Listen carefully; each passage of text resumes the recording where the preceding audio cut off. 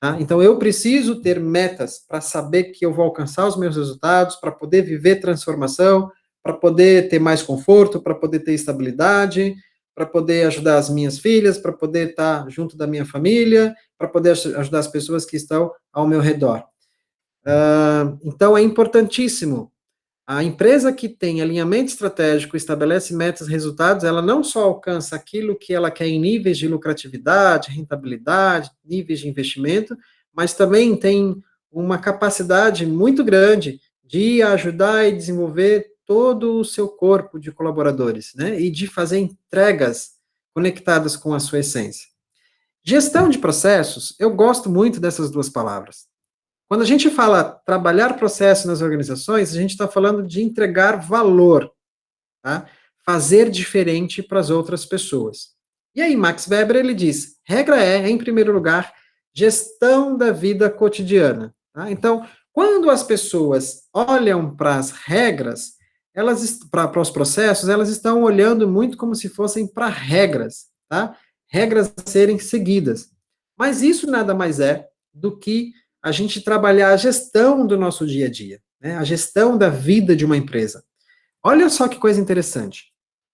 Qual é a sensação que vocês têm quando ouvem a palavra burocracia? Vocês entendem como algo bom ou como algo ruim? Se você achar que a sensação que você tem é algo ruim que atrapalha, você é uma entre várias pessoas que acreditam nisso. Mas vejam só, a burocracia, ela é ótima, ela é excelente. Por quê? Porque ela traz padrões, ela organiza as coisas. Agora, se eu não aproveito essa padronização e torno o meu processo, as minhas atividades, as minhas entregas lentas, aí é outra coisa. Mas a burocracia, ela é importante. E quando bem aproveitada, a gente consegue entregar valor por meio dessas burocracias. Né? E aí eu pergunto para vocês, quais são as dores que nós temos na gestão de processos? Alguém fez algum barulho aqui? Burocracia pode ser uma forma de controle. Exatamente, Isabela. Né? A gente precisa olhar para a burocracia como uma forma de controlar e de garantir a excelência. Não sei se alguém aqui trabalha com gestão de processo, mas eu converso com alguns colegas que trabalham com gestão de processo, e tem uma dor nas empresas que é processos é da área de gestão de processos. Né? Então, olha, eu estou aqui na área comercial, precisa se organizar os processos, deixa isso para as pessoas que aqui na empresa trabalham com processos. Essa é uma dor muito profunda e acredito que muito forte no coração de quem trabalha com processo. Porque veja só, se eu sou da área comercial, se eu sou gerente da área comercial, quem tem que organizar os processos da área comercial sou eu, não é o pessoal da área de processo. O pessoal da área de processo tem a metodologia, tem a técnica, tem todo o conhecimento, eles estudaram e continuam estudando para isso, para me ajudar a performar, a dar forma, a controlar as minhas atividades. Eu sou o dono desses processos. Uma outra dor é achar que organizar a empresa por meio dessas atividades, por meio dos processos, se toma muito tempo. Na verdade, toma.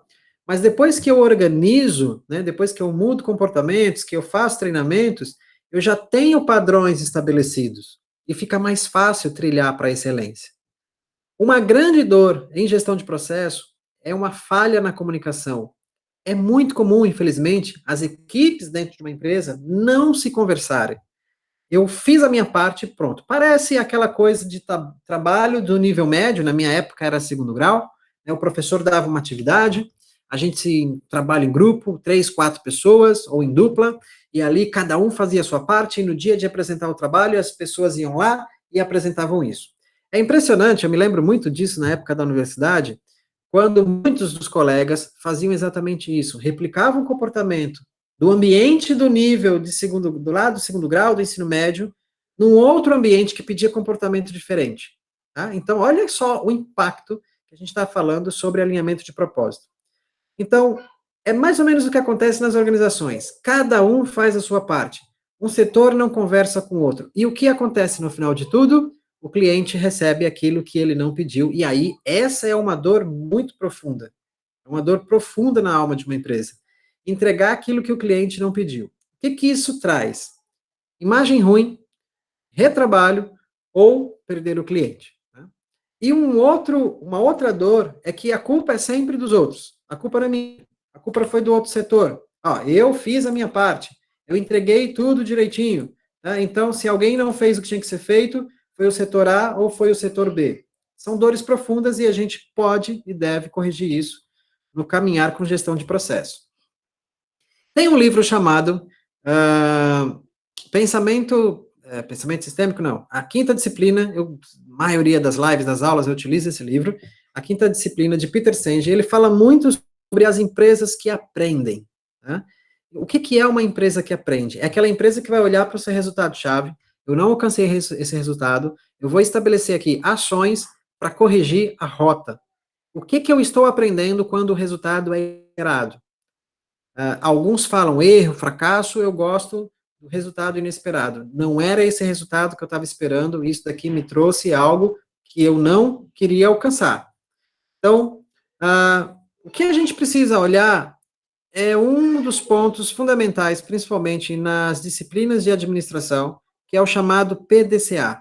Eu planejo, tá? E aqui a gente agora está falando não do planejamento estratégico, né? Mas vamos olhar para níveis mais táticos e operacionais. Eu planejo o que eu vou fazer, eu planejo as minhas entregas, eu planejo as minhas atividades, eu estabeleço padrões. Né? E aí o que acontece? Eu executo, eu desenvolvo isso. A partir do momento que eu estou desenvolvendo, eu estou o quê? Verificando. Eu estou vendo se o que está acontecendo foi conforme eu planejado.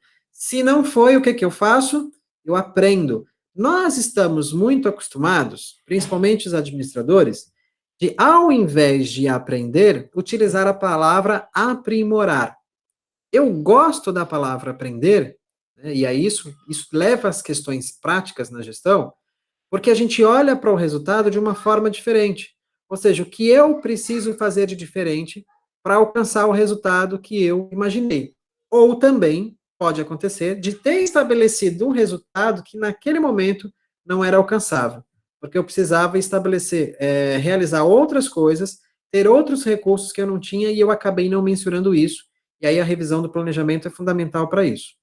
Então, quando a gente olha para os processos da empresa utilizando o PDCA, planejando, executando, verificando e aprendendo, o que eu preciso, como é que eu preciso analisar isso? Eu preciso analisar de forma integrada, tá? Então, quando a gente tem um processo na empresa, não é somente uma equipe que executa esse processo.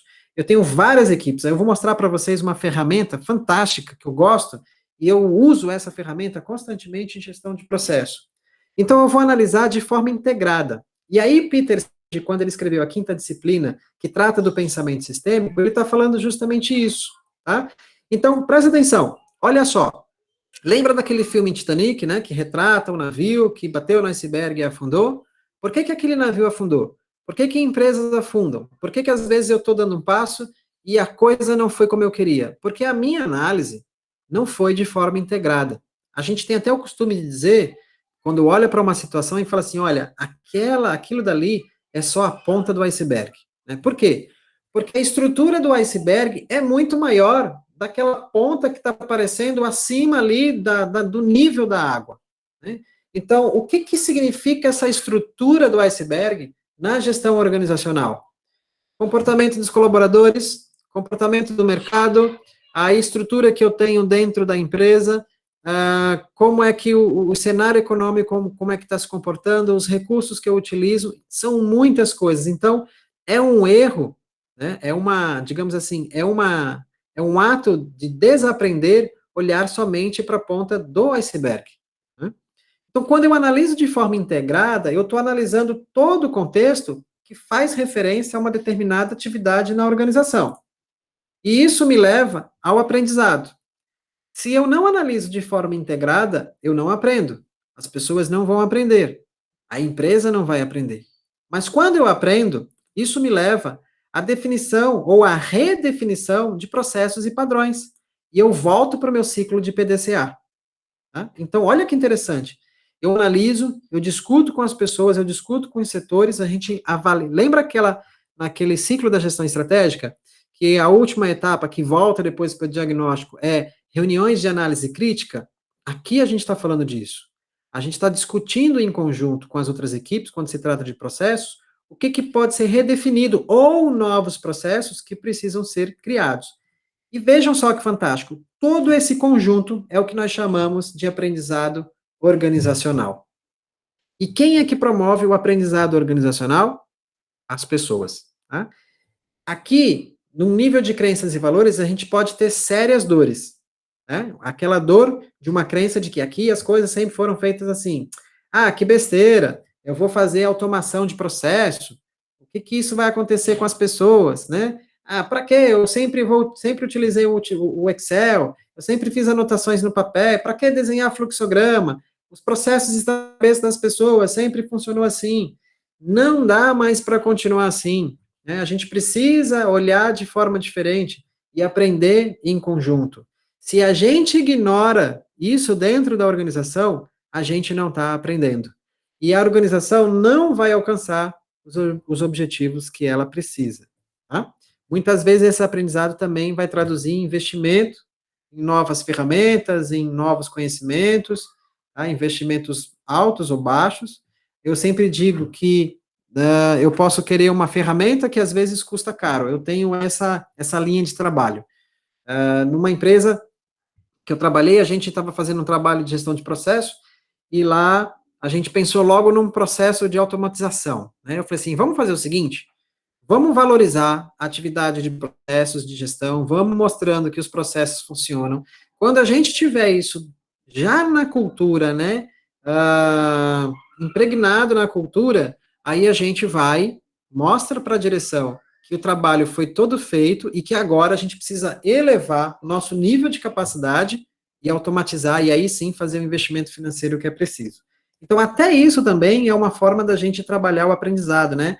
De mostrar a efetividade do que a gente faz para levar e ganhar novos investimentos na nossa área. Uma das coisas que é muito legal quando se fala de gestão de processos é a gente entender cadeia de valor. E aqui a gente já começa a falar de comunicação com as equipes. Tá? A gente começa a falar de como a necessidade que as equipes têm de estarem conversando. E o que é bacana aqui na cadeia de valor, deixa eu botar aqui o laser point, tá? É eu avaliar aqui, ó, quais são os meus principais processos de negócio, quais são as atividades macro que estão conversando com os meus clientes, né? O que eu executo aqui de tarefas, né, de processos que atendem os meus clientes. Aqui vai variar muito do tipo do teu negócio, da empresa que você está inserido, né? Então, se é educação, são os cursos, são as ferramentas, se é um restaurante, qual é o tipo de entrega de prato, que área da gastronomia você está inserido aqui, tá? Se é uma empresa de prestação de serviço, quais são os processos que estão aqui envolvidos. Aí o que é legal na cadeia de valor é que tudo que eu faço dentro dessa área, eu preciso entregar com valor, fazendo a diferença para os meus clientes.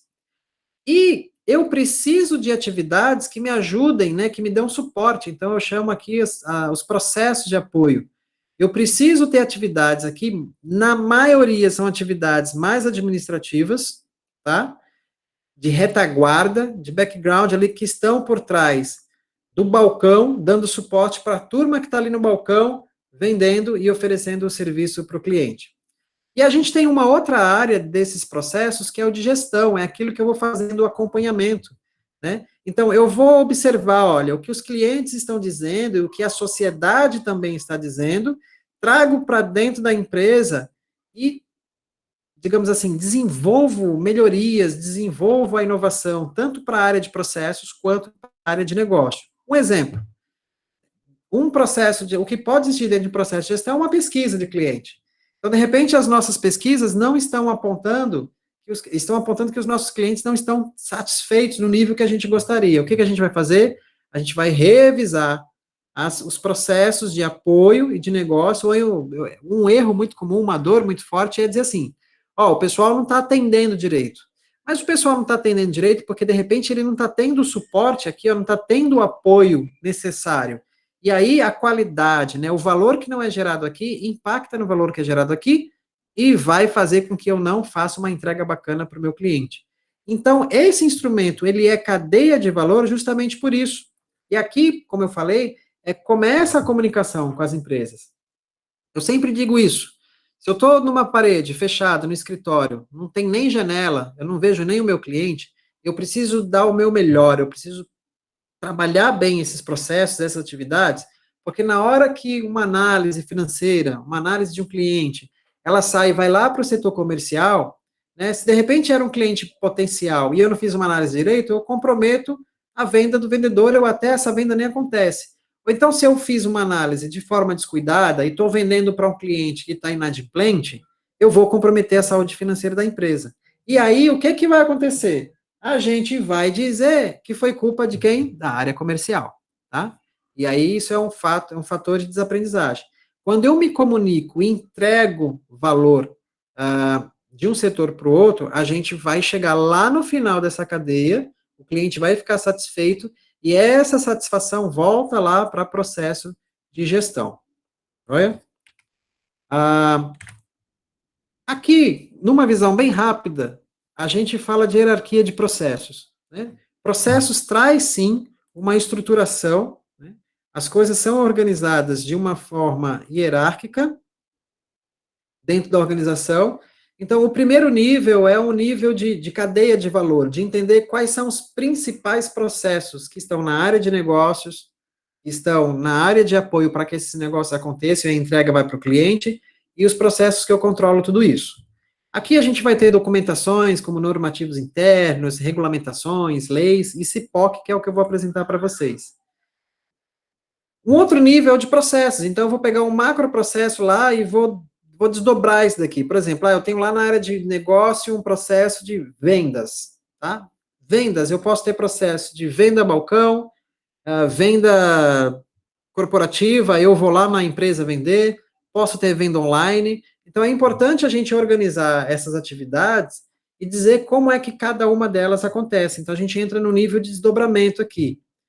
De repente eu pego lá a venda a balcão, e essa venda a balcão ela se divide em duas outras atividades: venda para pessoa física e venda para pessoa jurídica. São processos diferentes, então eu preciso descer mais um nível e explicar como isso acontece. E o que é interessante é que quando a gente entra no nível de desdobramento, a gente precisa trazer aqui, ó, PDCA: planejar, desenvolver, controlar e aprender, né? Ou planejar, executar, verificar e aprender. Aí sim, eu vou descendo para outros níveis e vou escrevendo os fluxogramas, né? As caixinhas, lembra das caixinhas com as setas que vão dizendo quando, que caminho uma atividade ela tem que seguir? Então a gente pode fazer isso também. Aí aqui a gente está mais no nível de processos operacionais. E no outro nível, né, no nível mais básico aqui, que são as instruções de trabalho, e que aqui a gente pode dizer que são os manuais, né, vídeos que explicam como é que a gente executa uma tarefa. E o que é legal? O que é mais fácil para as pessoas aprenderem? O que torna prático o aprendimento em processos?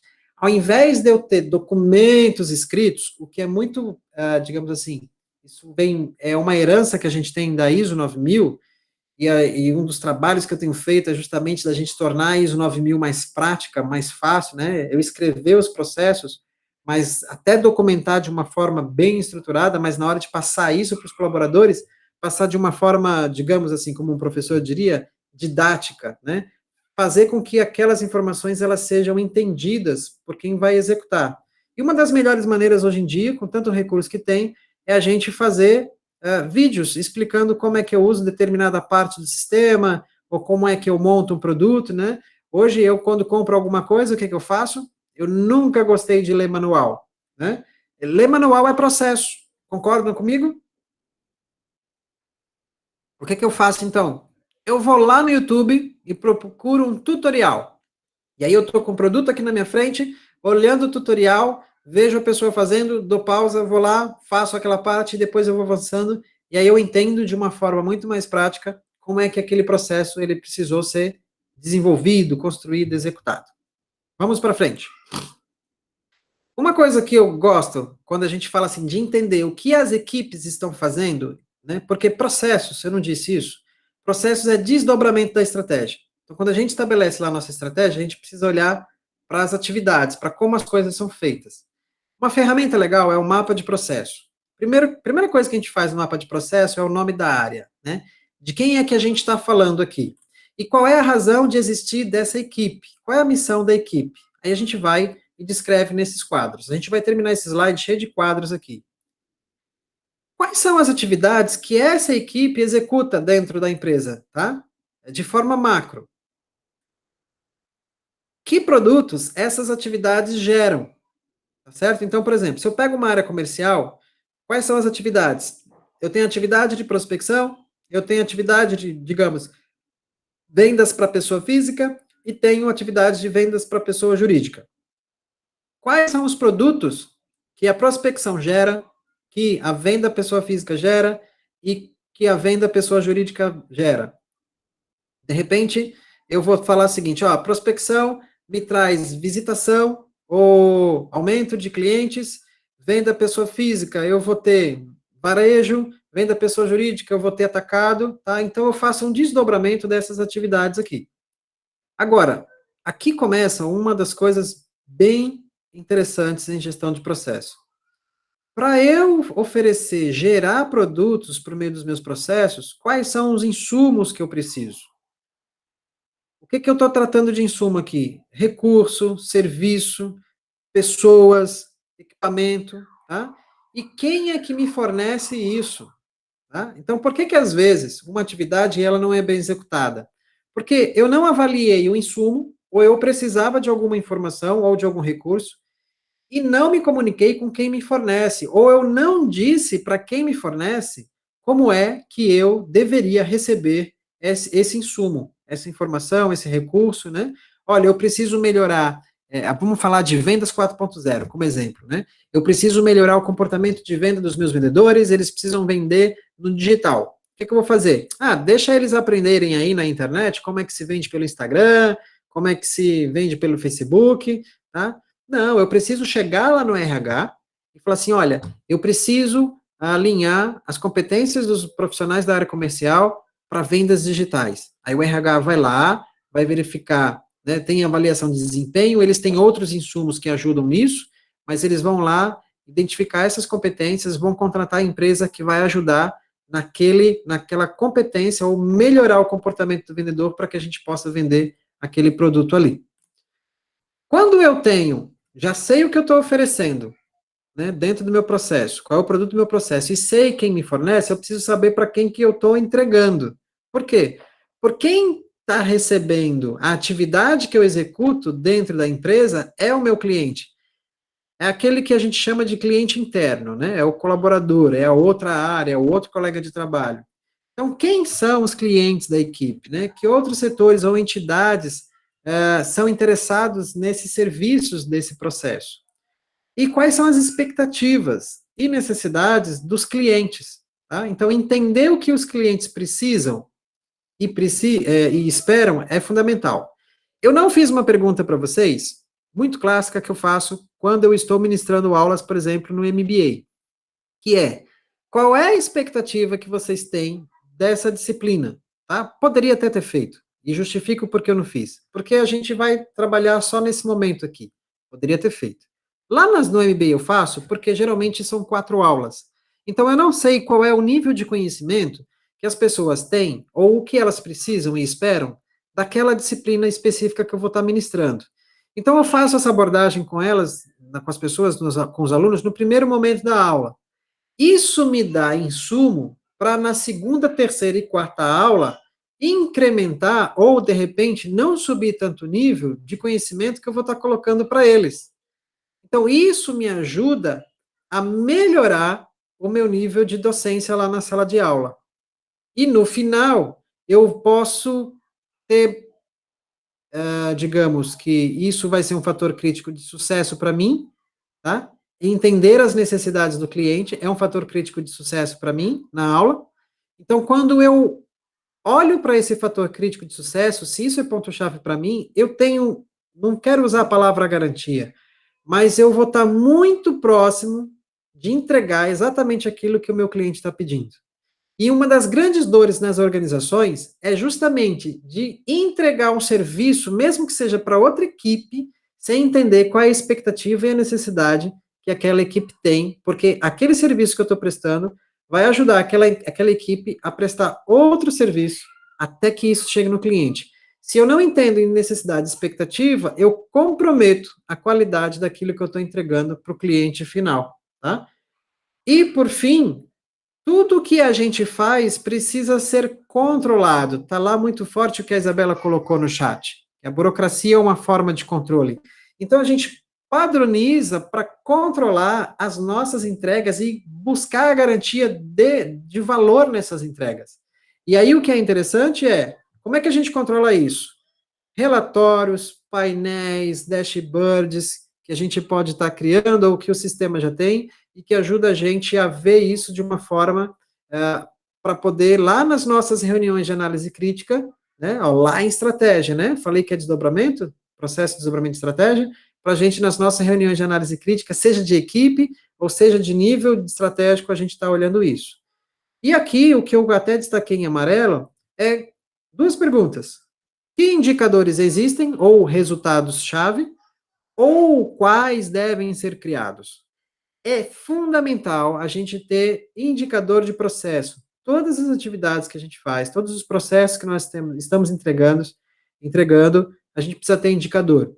É por aqui que eu avalio se o processo ele precisa ser revisado ou não. Se eu não alcanço, numa estruturação de indicadores,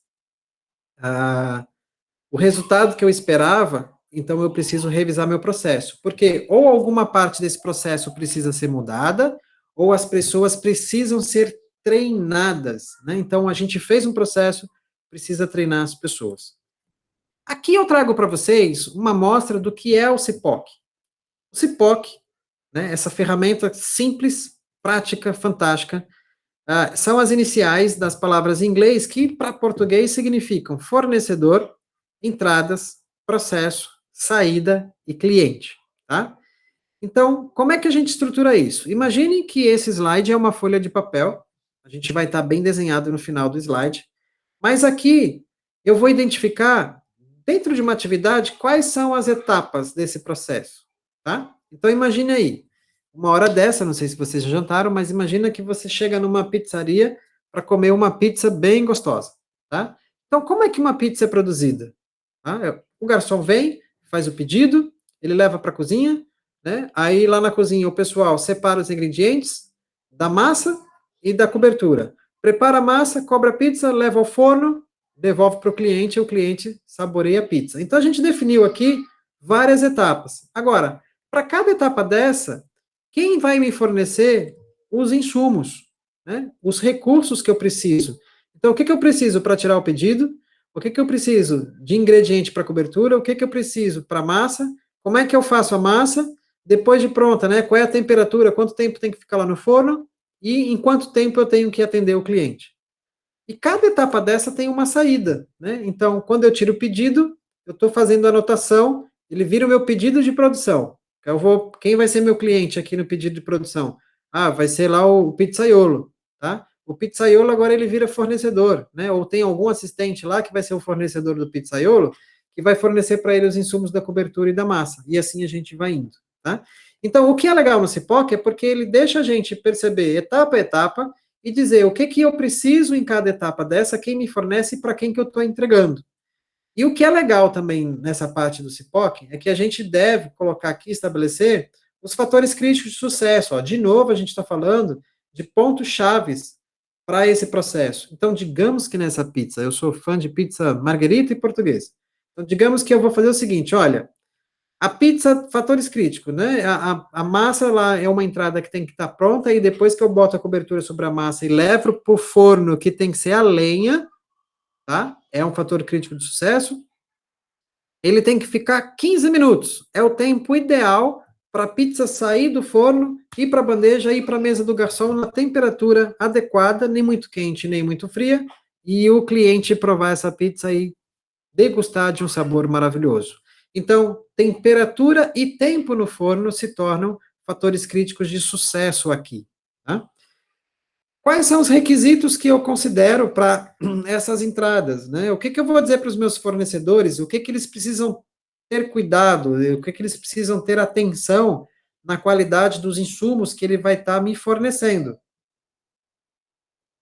E aqui é quando a gente faz alinhamento com as outras equipes. tá? É quando a gente conversa com as equipes. Então, vejam só, porque a mesma coisa eu vou entender dos clientes. Então, um CIPOC, na hora da gente pegar um processo lá na empresa e fazer essa descrição dos processos, das atividades, né, desse conjunto de atividades que forma esse processo, eu não vou, o processo é da minha área, então eu vou fazer o CIPOC sozinho, eu documento e aí depois as pessoas precisam ir atrás. Não, eu vou conversar com as outras áreas que são as minhas fornecedoras e vou dizer para ela, olha, eu preciso do tomate longa-vida, né? Aquele que é mais chatinho, que é mais gordinho, porque ele tem um sabor diferente daquele tomate comum que a gente vê no supermercado, tá? Eu preciso do manjericão lá para pizza de marguerita, as folhas frescas, porque eu não levo as folhas para o forno, eu espalho, então eu não posso ter manjericão congelado, sei lá se é que existe, né? A Rosalie trabalha na gastronomia, ela pode me ajudar nisso. Enfim, eu converso com os meus fornecedores, eu converso com os meus clientes do processo, eu alinho aquilo que vai ser entregue. E aí eu estou gerando